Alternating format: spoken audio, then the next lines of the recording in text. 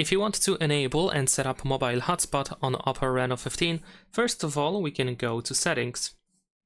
Next, in Settings, we want to proceed to Mobile Network, and then in here search for the personal hotspot. Now in here you can easily turn on the hotspot just like that, and if you want to set it up, if you want to make some changes, you can go to Hotspot Settings here. We can find the name of the hotspot in this place, we can find the password, you can of course change the password if you want to, and we have some additional advanced settings here at the bottom of the screen. If you made any changes, you remember to use the Save button.